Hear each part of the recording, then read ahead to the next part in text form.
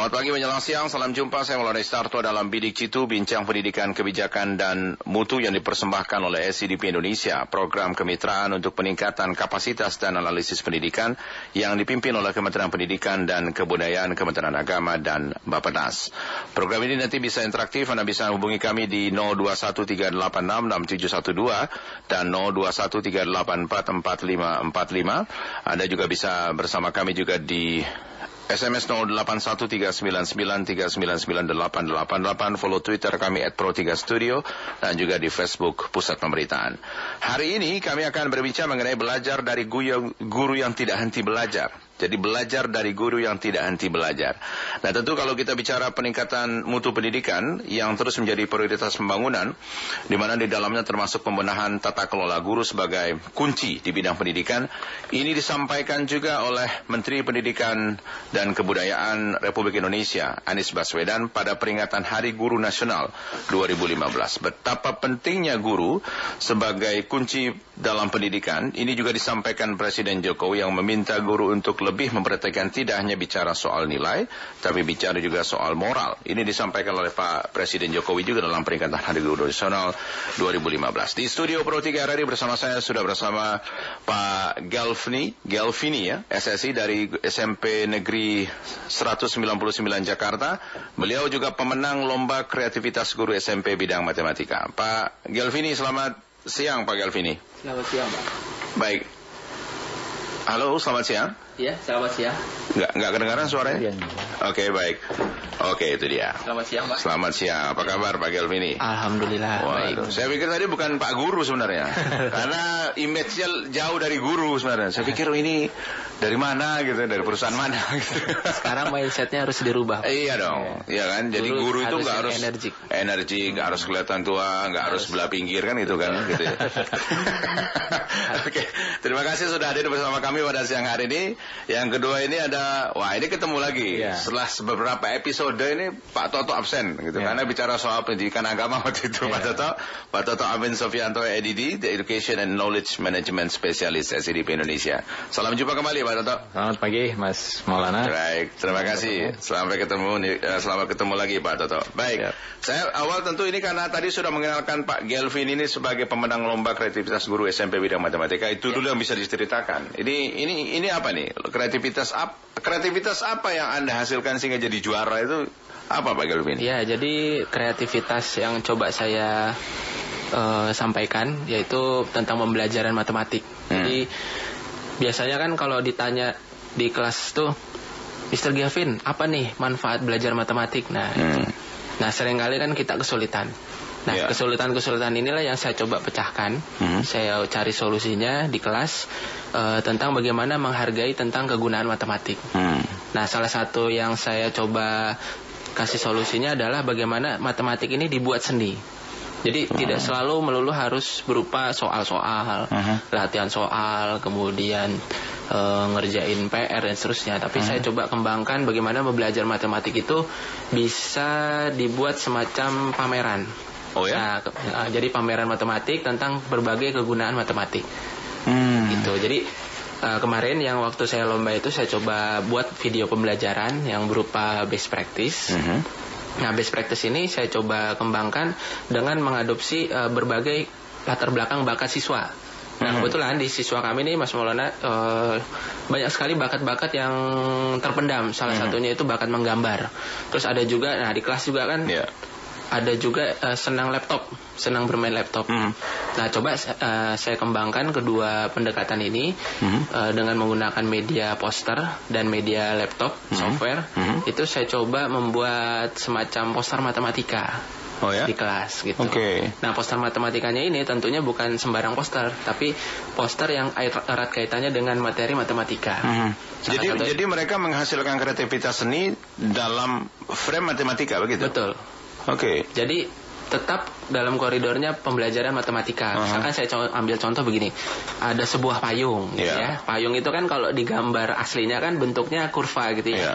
Ada lengkung-lengkungannya. Tapi coba kita bikin semacam objek 2 dimensi, dan payung ini kita gambar dalam bentuk sebuah garis lurus gitu. Nah, kebetulan kan saya mengajar di SMP di kelas 8. Nah, kebetulan pembelajarannya yaitu pada saat persamaan garis lurus. Nah, gambar-gambar yang ada di sekitar kita, ya salah satu contohnya payung, itu dibuat dalam bentuk objek garis lurus gitu. Nah, setelah mereka membuat objek garis lurus, mereka baru bisa belajar apa nih manfaat dari belajar menggambar ini. Oh, ternyata garis-garis itu mempunyai makna, misalkan kemiringannya. Di matematik sendiri itu kan ada yang namanya gradien atau kemiringan. Nah, kalau gradiennya mana nih, gradien yang sejajar atau garis yang sejajar, mereka bisa tahu yang sejajar yang mana, yang tegak lurus mana, kemudian dan seterusnya. Nah, itu kalau dari sisi poster. Kemudian ada juga siswa yang senang menggunakan laptop. Nah, karena kebetulan hampir di kelas kami itu rata-rata punya laptop. Nah, coba saya berikan software gitu, namanya software Grab gitu ya. Software ringan. Coba masukkan sebuah titik-titik itu dimasukkan ke dalam software, nanti dia bentuknya garisnya seperti apa gitu. Nah, jadinya yang satu mengerjakan payung menggunakan objek kertas, yang satu dengan komputer software. Dengan software. Apa hasilnya setelah Anda melakukan kreativitas gaya pembelajaran seperti itu untuk kualitas atau peningkatan kualitas mereka atas pelajaran matematika saja? Ya, saya kira tadinya kan kalau di kelas itu kan pada nggak suka ya dengan matematik itu, karena mereka pikir ya udahlah hanya begini-begini aja ya kan, hanya menghitung, ya. Nah, semenjak saya coba kasih treatment menggunakan 2 pendekatan tadi, ada yang menggambar, ada yang menggunakan laptop, berdasarkan kesukaan mereka, akhirnya mereka jadi senang gitu, senang karena oh iya ya, matematik tuh nggak selalu menghitung. Ada jiwa seni juga yang di sini yang bisa ditampilkan.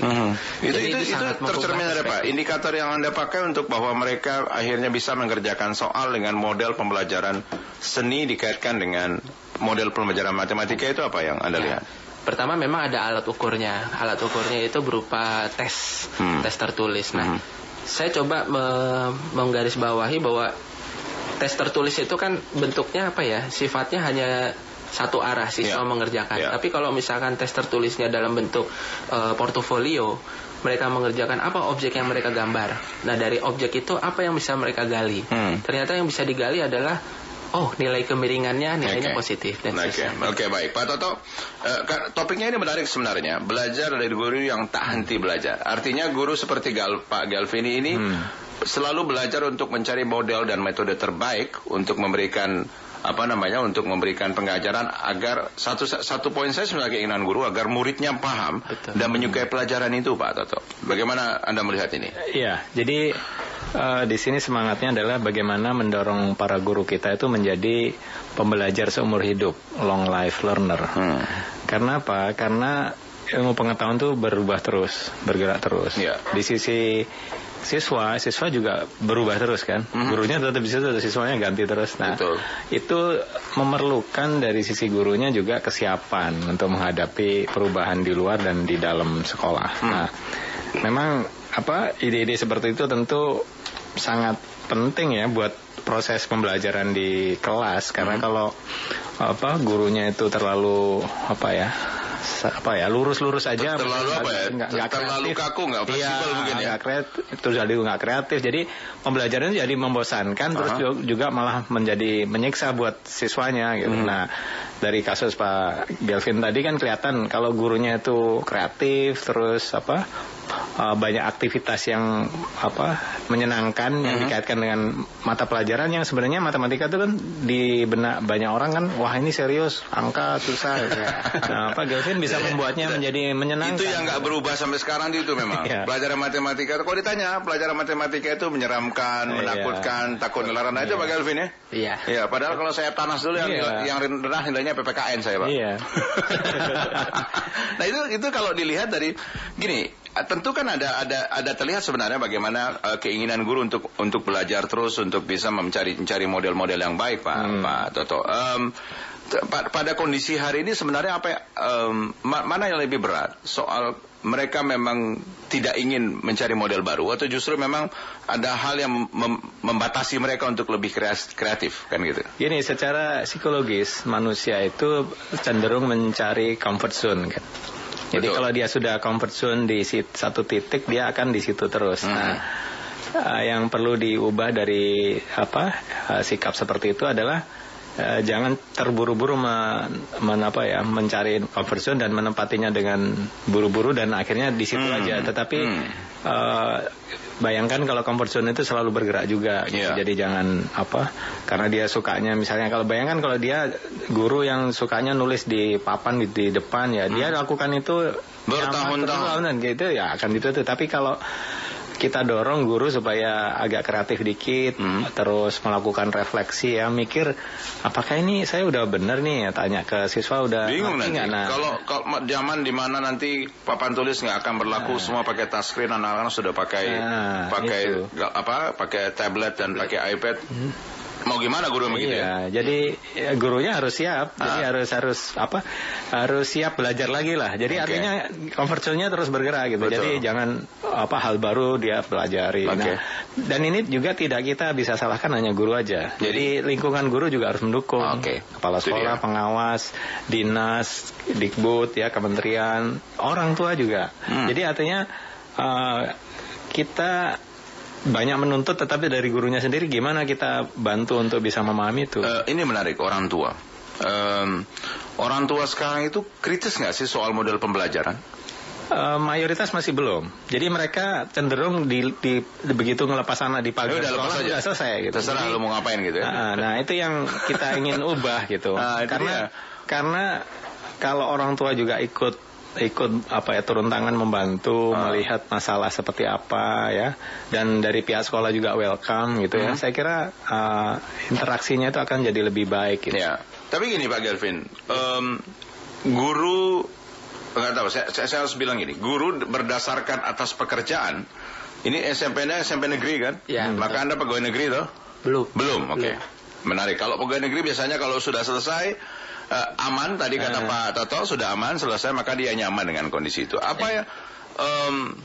Jarang sekali orang untuk termotivasi mencari inovasi baru. Apa yang membuat Anda tergerak untuk melakukan ini pada kondisi Anda yang sangat nyaman, lingkungan Anda juga sangat aman, ke pegawai negeri dan sebagainya, sekolah ini dibiayai negara, nggak mungkin bangkrut, dan sebagainya. Tapi Anda kenapa cari model-model untuk apa?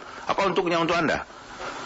Ya, pertama lingkungan ya. Karena lingkungan di tempat saya masih belum mendukung, maka saya harus mencari lingkungan lain untuk meningkatkan kompetensi saya. Jadi sebisa mungkin saya coba harus keluar dari zona nyaman itu. Makanya saya coba mencari suatu inovasi. Nah, salah satu Anda nggak nyaman dengan lingkungan Anda sekarang, sehingga Anda harus mencari lingkungan lain.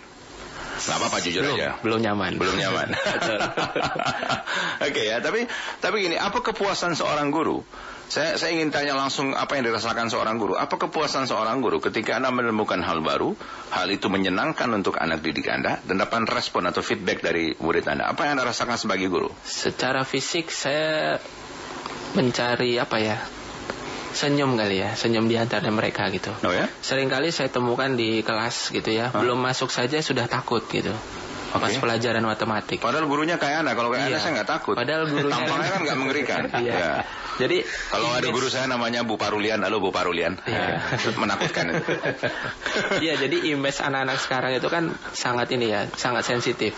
Belum apa-apa udah menebar di media sosial. Padahal hal-hal yang seperti itu kan harusnya bisa Nah, kasus yang saya temukan di sekolah saya, di kelas itu pada saat pembelajaran matematik itu baru dengar matematiknya saja sudah jenuh gitu. Apalagi belajarnya. Nah, yang hal-hal yang seperti inilah yang harus dicari. Berapa jam seminggu belajar matematik itu? Seminggu 5 jam. Seminggu 5 jam, banyak. Jadi ada satu hari itu 3 jam. Nah, bayangkan kalau 3 jam itu hanya diisi di tulisan papan, ngerjain soal, pasti kan anak-anak jenuh. Apalagi kan kalau sudah di akhir jam pembelajaran, itu pasti bawaannya mau pulang aja ya kan. Udah nggak konsen gitu. Iya, betul. Nah, jadi solusinya ya harus banyak-banyak melakukan pertemuan-pertemuan, mencari lingkungan yang kira-kira. Anda dari keluarga guru? Tidak. Ini menarik, Kak. Bagaimana Anda sesensitif itu melihat bahwa ketika mau jam pulang anak-anak sudah mulai kerah, sudah mulai gelisah, atau Anda punya pengalaman pribadi ketika itu sehingga Anda melakukan ini pada anak didik Anda hari ini? Betul. Jadi pengalaman pribadi memang waktu zaman saya SMP ya, itu kan kebetulan ya gurunya itu memang galak gitu ya. Jadi ada aja yang mau kirim salam sama gurunya silakan. Saya titip salam saja, semoga beliau sehat. Siapa namanya? Kalau di SMA Bu Evelyn, tapi mudah-mudahan beliau tetap ibu-ibu, ibu-ibu guru matematik. Jadi pernah punya pengalaman pada saat dia masuk kelas itu ada siswa yang disuruh maju. Nah, siswanya ini nggak bisa jawab, akhirnya pingsan gitu kan. Oh ya? Iya, jadi hal-hal yang seperti ini kita harus rubah gitu. Oke, Gitu. oke. Sehingga Anda menemukan cara ini gitu. Iya. Menemukan cara untuk belajar matematika dengan jauh Saya lebih harus baik. mengubah cara mengajar saya sesuai dengan zaman saya juga. Oke, baik. Anda bisa bersama kami sekarang, line teleponnya saya buka di 0213866712 dan 0213844545. Sekali lagi 0213866712, 0213844545. Kirimkan pesan singkat juga di 081399399888 dan juga follow Twitter @pro3studio dan juga di Facebook Pusat Pemberitaan. Pak Toto, ini menarik kalau kita lihat bahwa banyak komentar ketika misalnya ya kita masuk dalam masyarakat ekonomi ASEAN yang sudah diidentifikasi di Kuala Lumpur pada pertemuan ASEAN Summit begitu ya. Ada yang mengatakan begini, sebenarnya Indonesia nggak ready as a subject untuk ekonomik, tetapi untuk market iya. Kita akan jadi market besar, 237 juta jiwa, tapi nggak ready untuk kita menjadi subjek penentu dan lead untuk memasarkan barang ke tempat lain ataupun terjadi pertukaran barang dan orang, mungkin tidak orang kita yang pakai. Maka kita punya masalah dengan rendahnya kualitas sumber daya manusia. Boleh kita coba proyeksikan dengan apa yang terjadi hari ini soal model guru mengajar sehingga menghasilkan generasi yang akan dipakai, Pak Toto? Iya.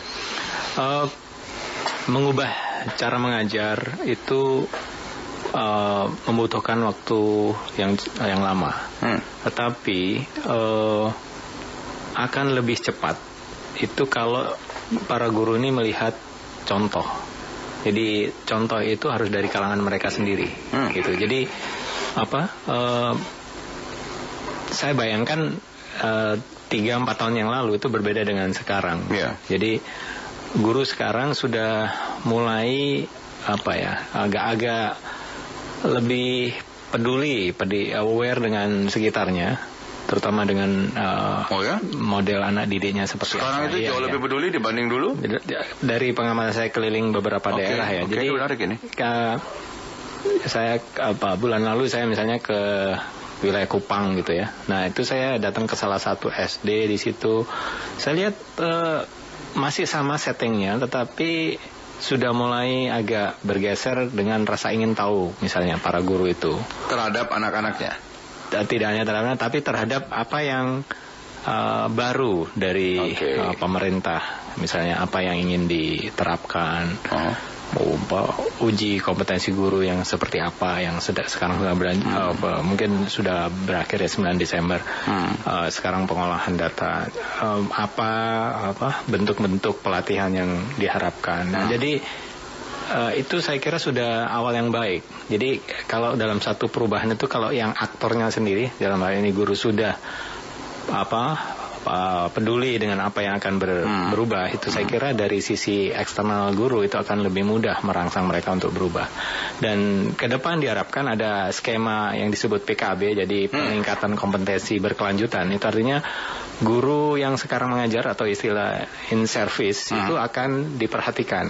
Jadi tidak hanya pre-service yang ketika masih di LPTK, masih di perguruan tinggi, ketika mereka selesai S1, itu sekarang juga ketika mereka bekerja itu sudah akan diperhatikan karena ada pembinaan kompetensi berkelanjutan tadi. Jadi pembinaan itu akan dijalankan terus. Nah, memang jangan sampai ya, guru itu biasanya kreatif, bagus ketika dia sebelum diangkat. Tetapi kalau sudah diangkat, dia terus benar. Semangat semangat mengajar, semangat berubahnya itu turun lagi yang belum diangkat. Karena ketika dia belum diangkat itu dia harus membuktikan. Try to prove I'm the best gitu ya. Saya cukup layak untuk diangkat. Tapi setelah diangkat udah saya nyaman. Kan gitu ya. Itu terjadi Pak Toto ya? Iya, terjadi. Jadi banyak yang seperti itu. Kasus ekstrimnya tuh ada yang sudah diangkat terus dia nggak pernah ke sekolah, terus akhirnya dia bisnis lain, tapi dia sudah diangkat misalnya. Kalau sistem pengawasannya tidak ketat ya, itu biasanya terus dia tidak lagi jadi guru tapi dia jadi businessman gitu, atau yang menarik adalah soal ada perubahan paradigma yang tadinya 3, 4 atau 5 tahun yang lalu guru tidak terlalu peduli dengan beberapa hal yang baru dan sebagai hari ini mereka banyak ingin tahu soal kebijakan pusat dan sebagainya. Maka pertanyaannya kita balik sekarang ke kebijakan pemerintah pusatnya. Apakah pemerintah pusatnya memberikan banyak hal baru untuk diketahui dan itu bisa menunjang proses belajar mengajar sehingga menghasilkan generasi yang dituntut, apalagi tadi yang saya sampaikan tadi soal tantangan mobilitas orang dan barang di ASEAN yang akan sangat bebas. Ya, contoh aja, jadi banyak sekali perubahan, tapi contoh aja sekarang tuh semua guru harus masuk di Dapodik, data pokok pendidikan. Itu online. Semua guru di seluruh Indonesia ada di sana datanya. Tidak hanya itu, Dapodik ini sekarang dikaitkan dengan pencairan dana BOS. Jadi artinya dimanapun daerahnya, kalau sebuah wilayah itu tidak perform atau sekolah itu akan kelihatan itu dari data pusat. Nah, sekarang ini juga sedang disusun apa yang disebut NPD, neraca pendidikan daerah. Jadi kita akan punya indeks pendidikan untuk seluruh daerah di Indonesia. Nah, di situ nanti dari indeks akan kelihatan mana daerah yang tertinggal, mana daerah yang sudah maju. Selama ini tidak ada. Jadi kita memberikan insentif itu secara dalam tanda kutip membabi buta. Jadi kasih aja nanti. Nah, sekarang sudah kelihatan tuh. Jadi kalau misalnya indeksnya sekarang misalnya 3, ketika diberi misalnya BOS berapa, ini berapa, tahun depan masih 3. Nah, ini ada yang salah. Tapi kalau ada yang 3 jadi 5, jadi itu jadi lebih kelihatan gitu, lebih mudah mengukurnya. Saya ingin sampaikan juga kepada Anda, line telepon saya buka sekarang di 021386671238445545. Saya Pak Gunawan di Yogyakarta di line telepon. Selamat siang Pak Gunawan. Selamat siang Pak Maulana. Selamat siang. Anda nggak gundul kan? Dulu pernah. Kalau Anda masih gundul? Dalam artian saya kerja profesional, kan di bawah satu institusi. Enggak, maksudnya pertanyaan Anda itu Anda pernah botak nggak pernah gundul? Karena Gunawan itu gundul tapi menawan itu. Menawan, baik. Thank you. Silakan Pak Gunawan. Baik, terima kasih. Saya langsung ke Pak Vini dan Pak Toto. Selamat siang semua. Selamat siang. Secara umum saja mensikapi lebih, kalau sekarang lebih ke sebagai orang tua murid yang agak prihatin dengan kondisi yang tapi visi pokoknya ilmu-ilmu eksak lah ya, fisika, kimia, bla bla bla begitu. Nah, ikut memberikan support banget Pak ke Vini. Kedepannya juga saya menanyakan juga ini kan bicara tadi jauh dari zona keluar, coba keluar zona nyaman ya. Ya, masalahnya itu kan karakter per individu, bagaimana penduplikasiannya begitu. Dari satu sekolah kan tentu ada satu, ya kan. Bisa nggak diperbanyak begitu. Nah, problemnya kan kemudian terkena himpitan aturan baik kurikulum, sarana prasarana setempat yang nggak ada, apalagi kesejahteraan, ya kan. Nah, jadi ujung-ujungnya kan seperti itu, ngajar udah ada beban untuk bikin sertifikasi bla bla bla begitu. Betul. Nah, yang saya mau tanyakan juga begini Pak, dimungkinkan nggak kalau ilmu eksak itu siswa itu jadi kalau pakai untuk kehidupan sehari-hari, dia pakai dengan apa? Enggak. Kalau sekarang ini kan matematik kayak mau bikin pesawat begitu, baru di SD, SMP, SMA ribet banget. Betul. Mungkin kan nggak untuk yang seharian begitu ya Pak Maulana. Sehingga orang tuh nggak sampai bingung kalau baca soal cerita, itu sampai bingung. Gini Pak Gunawan, maka selalu ada pertanyaan, kalau saya belajar matematika fisika, apa untungnya untuk hidup saya? Kan gitu ya. Selalu ada pertanyaan begitu kan? Apalagi perharian jadi beban. Hari ini sekolah di beban, kembali ke lingkungannya dia lebih main dengan gadgetnya, dengan game online-nya, ya kan. Artinya itu jadi beban. Pekerjaan saya makanya nggak matematika ini ya. Saya kan tukang untuk minta saham boleh pakai matematika, saham. Itu nanti yang terbuka apa sidang tertutup. Tak apa-apa, entah siapa minta saham itu pakai matematika itu. Nah, terus kemudian juga ada yang dihitung, matematika atau ilmu geser. Ada lagi yang udah pakai tabel, tinggal lihat tabelnya. Tabelnya pun adalah X dan Y. Bet amat. Pertanyaannya kalau bisa pakai tabel ngapain juga hitung-hitung gitu kan, udah tinggal tabel aja gitu kan. Nah, kedepannya selain yang kelas 8 sampai mungkin ke lah kalau keguruan tinggi mungkin memang untuk melanjutkan, tapi sekolah tingkat atas aja itu dimungkinkan nggak soal-soal cerita itu dia nggak usah bingung lagi dengan kalau soal cerita kayak gini, saya mesti pakai rumus turunan yang mana ya? Dari buat rumus basicnya aja dia harus mengurai keturunannya dulu. Kalau turunannya salah, dia udah kacau semua. Enggak, karena saya curiga saya curiga itu yang bikin soal ceritanya juga bingung mau cerita apa itu. belum lagi soal ceritanya itu pemahamannya. Ya, betul. Siswa beda-beda ya pemahaman. Nah, itu membuat yang kayak gini bisa dibuat diperingkas lagi. Gitu. Oke, terima kasih Pak Gunawan di Yogyakarta. Masih di Yogyakarta ada Ibu Sri. Selamat siang Ibu Sri. Semangat siang. Semangat siang. Oke, silakan. Iya, menjadi guru selalu tidak henti-hentinya belajar. Betul? Harusnya begitu. Iya, menjadi guru itu, manakala kita ingat dikala menjadi murid dulu, kita harus punya image. Bu guru, Pak guru yang menyenangkan itu, yang bla bla bla, yang energik, yang lucu, yang pinter, yang wawasannya luas, yang selalu up to date mengikuti perkembangan zaman. Betul. Saya pernah jadi murid dan pernah juga jadi guru. Anak selalu saja saya bawa, untuk saya datangnya diharap-harapkan dan saya selesainya digendoli. Begitu. Ya apa? Itu misalkan saya mengajar sekretaris, itu harus pertama performance, sepatu kinclong, pakaian pakai jas dan seterusnya, energik, siap lahir siap batin. Sebegitu saya masuk kelas saya nyanyi, kau begitu sempurna di mata, kau begitu indah. Nah, dari indah itu saya bahas bahwa sekretaris yang indah adalah bla bla bla. Jadi pertama harus dibombong dulu, disenangkan. Kalau sudah itu dibimbing agar anak tidak bambung. Bila perlu dengan metode gardening, dengan metode karya wisata dan seterusnya. Tetap semangat, merdeka. Terima kasih Ibu Sri di Yogyakarta. Baik, kita break dulu ya. Baru dijawab ya. Siap. Oke, nanti kita akan break dan pesan singkat juga nanti akan saya bacakan di 081399399888. Kami kembali setelah jeda satu ini. Cukup 30 detik. Informasikan kejadian penting di sekitar Anda. Aduan publik, lingkungan, lalu lintas, budaya, dan lain-lain. Cuma 30 detik, Anda telah berbagi informasi. Download aplikasinya, klik laporkan dalam bentuk teks, foto, dan audio. RRI 30 detik tersedia di Google Play Store. 30 detik untuk berbagi. Jadilah jurnalis warga dengan RRI 30 detik. Pro 3 RRI, Jaringan Berita Nasional. Anda masih bersama kami di Pro 3 RRI, masih dalam bincang pendidikan kebijakan dan mutu atau bidik jitu yang dipersembahkan oleh SCDP Indonesia, program kemitraan untuk peningkatan kapasitas dan analisis pendidikan dipimpin oleh Kementerian Pendidikan dan Kebudayaan, Kementerian Agama dan Bappenas. Hari ini kita berbincang dalam topik belajar dari guru yang tidak henti belajar. Saya bersama dengan Pak Gelvin, guru SMP Negeri 199 Jakarta, pemenang lomba kreativitas guru SMP bidang matematika, dan juga Pak Toto Amin Sofianto, Education and Knowledge Management Specialist SCDP Indonesia.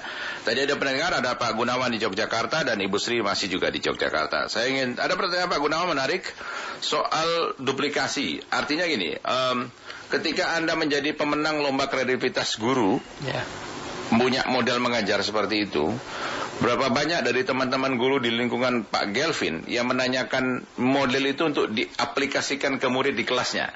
Nah, itu gimana Pak pengalamannya? Jujur ya? Wah, harus jujur. Harus jujur. Harus jujur. Ya, sejauh ini memang kurang ya. Kalau untuk... Gak ada yang nanya?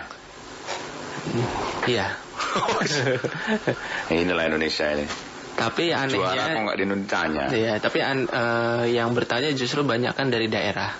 Oh ya? Ya, jadi pada saat kami lomba, itu kan kami dikumpulkan dengan guru-guru daerah. Ada yang dari terpencil, kemudian kita saling bertukar ilmu. Nah, bagaimana cara sharingnya ya, kita kebetulan saya sendiri punya videonya gitu ya. Jadi video bisa tutorialnya jadi ditukar, di-share. Namun kalau pertanyaannya untuk di lingkungan saya, ya itu tadi, kebanyakan kan sudah zona nyaman ya, istilahnya comfort zone-nya sudah seperti itu. Ya mengubah cara belajarnya itu, betul kata Pak Toto, itu kan sangat sulit gitu. Apa respon kepala sekolah lah, saya tanya, kepala sekolah itu gimana respon ketika Anda dapat penghargaan itu, bagaimana respon kepala sekolah? Sangat antusias ya, sangat senang gitu. Tapi yang saya lebih kedepankan lagi bukan hanya hasil juaranya saja, tapi ilmu yang saya miliki juga harus sangat, kalau bisa ya disebarluaskan. Itu makanya saya diberi kepala sekolahnya ngambil perintah, take over, terus ayo Pak Gelvin ajarin ke guru-guru yang lain. Mungkin itu dilakukan? Belum maksimal gitu.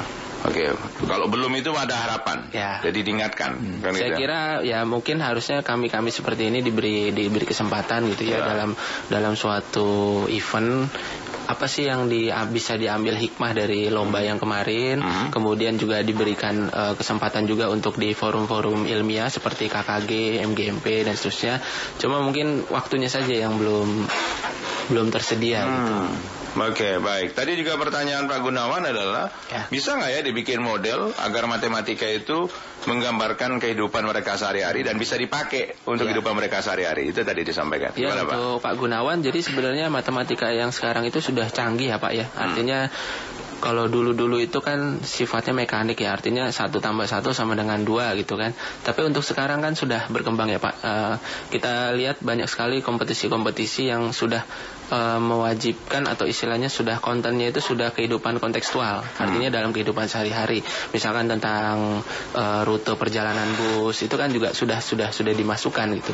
Kemudian banyak yang apalagi sekarang kan kita kenal dengan PISA ya Pak ya. Jadi Program International Student Assessment. Jadi soal-soal yang ada di sekarang matematik itu adalah soal-soal yang ada di lingkungan sekitar kita gitu, lingkungan sosial. Jadi termasuk tadi sampaikan soal cerita. Betul. Jadi soal cerita juga memang ya itu salah satu bentuk soal-soal yang kontekstual. Artinya tidak melulu harus sifatnya menghitung, tapi coba bagaimana kita lebih menyelami lagi anak-anak diajak berpikir secara logika gitu. Bukan tidak hanya dituntut ayo diajak 2x tambah 3x berpikir sama dengan 5x gitu. Udah selesai, tapi coba lebih dalam lagi gitu. Tidak dicekoki ya. Iya. Tapi diajak berpikir sama-sama. Betul. Nah, Pak Toto gimana Pak? Tadi disampaikan di sekolahnya Pak Gelvin ini.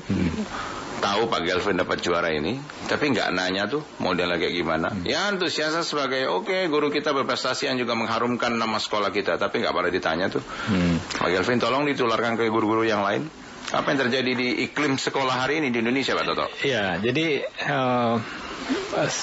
ini yang seharusnya ya. Seharusnya misalnya benar Mas Maulana. Jadi kepala sekolah itu memiliki jadwal rutin untuk sharing, untuk berbagi ilmu. Dan bedanya kepala sekolah sama guru biasa. Mereka sama-sama guru, kepala sekolah juga guru. Tapi guru yang satu ini namanya kepala sekolah punya otoritas. Betul. Jadi karena memang tidak mungkin Pak Gelvin ini ngajak yuk kita sharing, enggak lah. Jadi artinya dari sekolah. Malah kalau ngomong itu songong banget.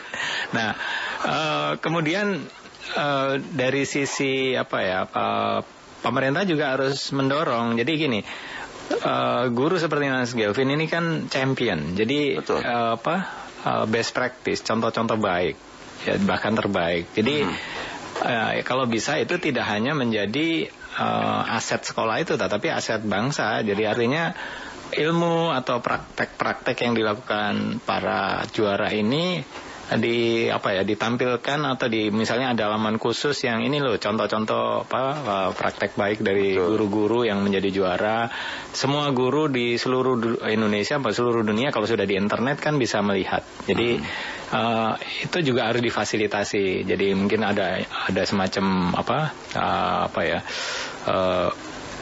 informasi ke semua sekolah kalau contoh mendidik matematika yang bagus itu seperti apa nih contohnya. Jadi di sharing seluas mungkin. Pak Gelvin itu masing-masing ada bidang ya. Anda matematika, nanti yang fisika ada. Iya. Itu juaranya. Soalnya saya malah berpikir kita harus bikin program guru-guru ini ditampilkan dalam satu panggung di depan guru banyak di Indonesia mungkin Pak ya. Pemerintah harus bikin itu. Iya. Jadi seperti saya bilang tadi, guru kita apapun ya itu lebih mudah mencontoh dari guru yang lain. Jadi peer learning itu lebih mudah daripada contoh dari yang dari luar negeri datangin guru bagus, orang pasti mikir bukannya itu lebih mudah. Kalau orang luar negeri datang ke kita terus kita ngomong bukan lebih mudah. Kalau temannya gengsi loh. Bahasanya aja nggak ngerti jadi. Itu yang ada gap lah. Tapi memang tidak cukup hanya memberikan hadiah ketika juara, tetapi juga para juara ini misalnya diberi kesempatan di expose lah gitu ya, supaya guru-guru yang lain juga belajar. Kalau di sekolahnya memang bisa difahami, karena berapa sih guru matematika, guru pelajaran lain belum tentu mau belajar karena memang nggak sama gitu. Tetapi di KKG ya, kelompok kerja guru, atau di musyawarah guru mata pelajaran MGMP, nah itu mungkin karena sama, jadi itu dan itu ke depan KKG dan MGMP akan didorong, digiatkan gitu, karena guru itu akan belajar lebih mudah dengan sesama peer yang mengajar mata pelajaran yang sama gitu, di level yang sama. Jadi saya kira ini pekerjaan rumah yang harus dikerjakan. Oke, baik. Saya ingin baca pesan singkat dulu. Ini dari Lubuk Pusaka Aceh Utara ini. Di daerah kami guru saja masuk jam 9.30. Gimana mau kreatif kan? Pada sekolah kami sangat terpencil. Bahkan pemerintah tidak boleh keadaan. Itu disampaikan. Ini di Aceh Utara. Kemudian ada 0857258707 sekian. Jadi guru itu mungkin selalu harus direformasi, Pak Toto. Metode dan image agar guru itu ditiru di sang mahasiswanya harus dikedepankan. Itu yang disampaikan. Kemudian dari 0852 244834 sekian. Selama ini guru identik berdiri di depan kelas dengan teori di atas kertas. Tetapi kita lupa bahwa sebenarnya yang lebih penting adalah bagaimana aplikasi sehingga itu membuat lebih nyaman. Ini kemudian dari Pak Roy di NTT, sering ada istilah sekolah elit. Apakah kualitas guru negeri kalah bersaing dengan guru swasta? Kemudian ada pesan singkat dari 0823117636 sekian. Guru PNS maupun CPNS honorer banyak yang tidak mengerti apa tugas sebagai guru, taunya datang sekolah, pulang ke rumah, khususnya guru-guru yang ini dinias ya, ini disampaikan. Ini bangga juga dengan guru honorer yang punya model baik gitu ya, model pembelajaran matematika dengan baik, walaupun masih status honor. Kembangkan terus ide-ide cemerlang agar disenangi para siswa. Sudah banyak pelajaran matematika nggak bisa atau berat image-nya, tetapi mungkin dengan cara itu jauh lebih ringan. Terima kasih. Ini banyak sekali pesan singkat yang dikirimkan oleh pendengar kami pada siang hari ini dalam Bidik Jitu. Saya ingin ke Pak Gelvin. Setelah Anda juara, Anda mau ngapain lagi? Terus berkarya. Tidak menunggu diangkat jadi PNS kan? Saya berharapnya seperti itu. Nah, gitu. Ada perhatian tapi nanti dari pemerintah. Jadi PNS Anda malah nggak inovatif. Mudah-mudahan tidak. Kenapa? Gitu ya. Tapi gini, apa ya? Model pembelajaran itu sifatnya apa ya? Sifatnya current affair nggak sih? Apa ya? Kalau bahasa siaran itu modelnya tuh update terus nggak sih? Terus. Ya. Itu ya? Betul. Harus update terus ya? Betul. Apa yang membuat itu update nggak update? Apa tolak ukurnya? Saya harus update nih. Toh pelajarannya tuh sama, cuma angkanya saja yang dibedakan. Atau gimana? Menurut Anda gimana? Kalau saya melihatnya, kita harus membuka wawasan ya. Istilahnya jangan terpaku hanya satu buku gitu istilahnya. Kayak misalkan buku matematika karangan si ini pola soalnya seperti ini. Nah, itu jangan terbatas hanya satu itu aja, tapi harus banyak sumber. Nah, begitu juga informasi. Kalau informasi yang kita sering dapat misalkan lewat koran, ya hanya koran aja, tapi kan begitu banyak informasi, terutama misalkan di jejaring sosial, kemudian di situs-situs internet ini kan juga banyak menyediakan informasi. Nah, hal-hal yang seperti inilah yang harus kita coba buka diri. Istilahnya jangan menutup diri dengan hanya satu sumber, tapi juga harus memperoleh banyak informasi dari sumber-sumber yang lain. Nah, disitulah peranan seorang guru, dia kelihatan up to date apa enggak gitu. Nah, kalau dia semakin banyak sumbernya, semakin banyak informasi yang dia peroleh melalui media cetak, elektronik, jejaring sosial dan seterusnya, saya kira guru seperti inilah yang harusnya up to date dia gitu. Pak Toto, apa hal yang bisa kita lihat dari produk guru dengan model yang berbeda ini gitu ya? Maksudnya produk dengan model aplikatif seperti Pak Gelvin ini, matematikanya aplikatif, dengan orang yang juga diajarkan matematika dengan cara konvensional, tapi dua-duanya sama-sama bagus. Ada side effect lain nggak yang akan muncul dalam karakter anak tersebut, Pak Toto? Iya, jadi pertama gurunya juga harus menguasai ilmunya ya. Jadi kreativitas inovasi itu ketika gurunya udah selesai dengan penguasaan materinya. Betul. Problemnya banyak guru kita itu belum pada penguasaan materi. Jadi setuju saya. Bagaimana dia mau kreatif, orang dia takut. Ini belum, makanya saya berdiri di depan kelas aja lah, saya kasih tahu yang saya juga belum tentu ngerti itu. Ada dari nilai UKG yang guru mata pelajaran tertentu yang dia nilainya 0, nggak tahu apa-apa tentang mata pelajaran. Jadi berarti pada tahap untuk inovatif, untuk kreatif itu gurunya harus sudah menguasai ilmunya dulu, sehingga. Tapi orang itu lolos kompetisi guru? Oh enggak, jadi semuanya harus diuji kompetensinya sekarang ini. Jadi sekarang diolah.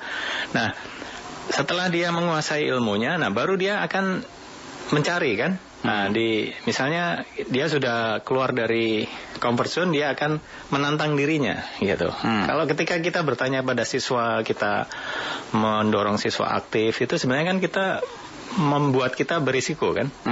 Berisikonya adalah kita dianggap tidak tahu ketika pernah nggak ya?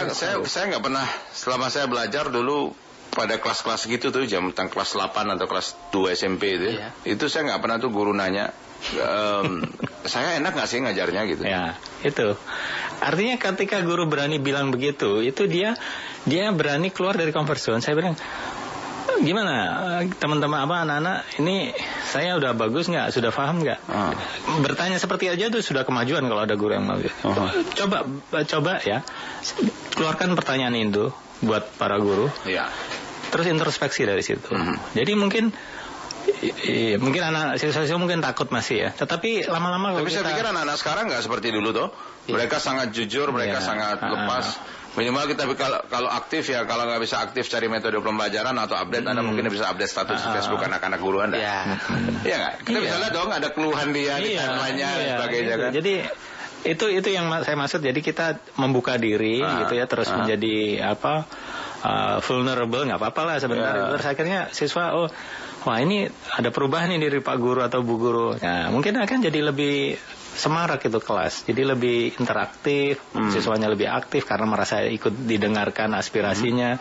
Zaman sekarang kan nggak bisa kita main otoriter seperti itu. Betul. Jadi itu. Bagaimana cara komunikasi Anda dengan murid-murid, Pak Galvin? Komunikasi apa nih? Ya, komunikasi harian. Tadi kan muncul, apakah Anda juga bertanya bahwa apakah saya sudah mengajar enak, Anda sudah paham, dan sebagainya. Walaupun nanti kalau dijawab enak kok nilai Anda rendah ya, gitu kan gitu. Ya sekarang kan banyak ya istilahnya cara menyampaikan komunikasi itu, salah satunya saya coba kasih nomor telepon saya. Oh ya? Itu untuk kalau misalkan ada keluhan atau segala macam masalah terkait, bahkan yang hal-hal yang kaitannya dengan soal-soal gitu juga. Saya selalu di awal, ini nomor telepon saya sediakan. Silakan kalau ada pertanyaan atau apa-apa, silakan bisa hubungi di WhatsApp saya seperti ini gitu. Nah itu salah satu bentuknya. Kemudian, itu ada efeknya? Ada efeknya. Mereka kasih feedback? Ya artinya gini, ada beberapa anak yang mungkin tidak suka dengan pelajaran saya gitu. Nah, bagaimana caranya saya memancing mereka supaya dekat dengan saya? Ya salah satunya dengan itu dulu, dengan memberikan fasilitas seperti ini, ada nomor telepon saya. Dan Anda sama sekali tidak merasa bahwa harga diri Anda jatuh sebagai guru? Oh tidak. Saya melihatnya anak-anak itu seperti teman saya, seperti adik saya. Itu Pak Toto. Karena ada level itu loh Pak Toto, di level guru dan murid itu. Ada gap di situ, dan kalau kita terlalu dekat dianggap kita akan menurunkan harga diri kita sehingga mereka tidak menganggap kita sebagai guru dan sebagainya. Saya akan langsung tanya saja Pak Toto, apa kebijakan opsional yang bisa dilakukan pemerintah untuk membuat gambaran kualitas dan profil guru kita di masa depan itu bagaimana Pak Toto? Iya, jadi tentunya di masa depan yang pertama tentu dari topik yang kita bicarakan tadi adalah guru yang terus belajar gitu ya, terus mengasah ilmunya gitu ya. Yang kedua membuka diri dengan teman sejawat gitu ya, bagaimana mau belajar dengan teman sejawat. Yang ketiga tentu membuka komunikasi yang baik dengan siswa gitu. Jadi jangan ada jarak atau malah mungkin hanya semata-mata untuk menjaga wibawa jadi supaya tidak berkomunikasi. Tapi di era sekarang tidak bisa seperti itu. Saya kira kita harus lebih terbuka lah ya. Kalau kita tidak tahu ya bilang aja tidak tahu, daripada kita pura-pura tahu terus salah semua gitu kan, lebih berbahaya gitu. Betul. Itu profil guru masa depan. Anda punya saran untuk pemerintah ketika membuat kebijakan untuk guru sehingga generasi yang Anda dambakan itu memang bisa terbentuk di masa depan sesuai dengan tantangan dan kebutuhannya, Pak Galvin? Gimana Pak Galvin? Saya kira apa ya? Guru ya, pemerintah harus lebih, yang pertama ya kalau secara saya pribadi kayak saya contohnya kan masih statusnya masih guru honor gitu ya. Artinya pemerintah juga hal yang pertama kali dilihat key pointnya itu bagaimana kesejahteraannya gitu. Jadi saya kira bagaimana guru itu mau kreatif inovasi sementara dia masih memikirkan kesejahteraannya dia gitu. Saya kira tapi nggak harus jadi PNS loh, ada ASN. Iya, tapi kan itu hanya yang sudah berstatus ya. Nah, bagaimana guru-guru yang lain gitu, terutama guru-guru yang di luar gitu ya, yang jauh dari akses sarana prasarana yang kurang memadai. Bahkan saya juga pernah waktu itu kita ikut lomba itu kita sharing dengan guru-guru yang dari luar gitu ya, dari terpencil. Itu jangankan berkreatif gitu, listrik saja tidak ada gitu. Jadi mungkin kedepannya pemerintah bisa lebih fokus lagi kepada sarana prasarana ya. Artinya kalau memang guru itu dikasih fasilitas yang lengkap gitu, saya yakin mudah-mudahan akan memacu dia gitu. Saya sih ngebayangannya tuh ngebayangkannya tuh luar biasa sebenarnya. Anda dengan keterbatasan begini saja, Anda sudah bisa berkreasi gitu. Apalagi Anda dengan full facility, Anda bisa mungkin more than this gitu. Mungkin lebih daripada itu untuk kreativitas. Apa mimpi Anda selanjutnya, Pak Galvin? Saya berharap acara... Selain Anda mau diangkat jadi PNS itu, saya nggak bisa ngapa-ngapain kalau itu. Kalau itu, apa mimpi Anda selanjutnya? Mimpi saya coba ingin karya saya ini bisa dipakai di seluruh guru ya, istilahnya karya-karya kami ini yang kemarin menang di kejuaraan itu bisa didokumentasikan, termasuk alat peraga itu jadi tidak hanya dinikmati pada saat lomba saja gitu, tapi juga didokumentasikan dalam bentuk paper atau dalam bentuk video dan itu disebarkan ke instansi dinas pendidikan seluruh Indonesia. Jadi taruhlah kami tidak bisa datang satu persatu gitu ya ke daerah, tapi paling tidak model pembelajaran kami ini sampai ke guru-guru yang lain. Makanya saya membayangkan saya ingin bikin sebuah acara yang mengumpulkan guru-guru ini di tempat yang besar, menghadirkan banyak guru di Indonesia itu lebih efektif. Minimal mereka tahu dulu dan mereka nggak gengsi. Kalau ada model-model begini loh pengajaran hari ini dan model Anda mungkin tidak dihilangkan, tapi mungkin harus dimodifikasi dengan cara-cara lebih modern seperti yang Anda bisa ciptakan gitu ya. Oke, bisa ciptakan dan ya ini kondisi yang jauh lebih baik yang harusnya bisa sama-sama kita suarakan kepada masyarakat dan juga pemerintah, Pak Galvin. Baik, Pak Galvin, ini terima kasih sudah hadir bersama kami. Terima kasih juga, Oke, terima kasih sudah hadir bersama kami di edisi hari ini karena waktu kita hampir habis. Dan tapi beberapa hal tadi disampaikan oleh Pak Toto bahwa memang memberikan guru kesempatan untuk memahami metode penilaian, dukungan guru dalam melaksanakan kurikulum baru, misalnya prasarana dan sarana harus dipenuhi itu ya. Best practices untuk yang begini harus diitukan. Baik, Pak Toto, saya punya 1 menit, Pak Toto. Apa yang Anda sampaikan kepada pemerintah, Pak Toto, untuk menstimulan perkembangan guru dalam sebuah kebijakan yang akan dilahirkan? Silakan. Baik, jadi tahap ini adalah kita sudah kira-kira dapat memetakan kompetensi guru. Karena UKG sudah selesai dan ini adalah UKG yang paling ambisius mungkin kalau tidak di... Kalau UKG nggak apa-apa ambisius, tapi kalau target pajak nggak boleh. Ini nggak sampai uangnya. Jadi ini hampir 2,7 juta guru sudah dinilai dari 3 juta guru seluruh Indonesia. Mudah-mudahan dengan ini kita bisa memetakan.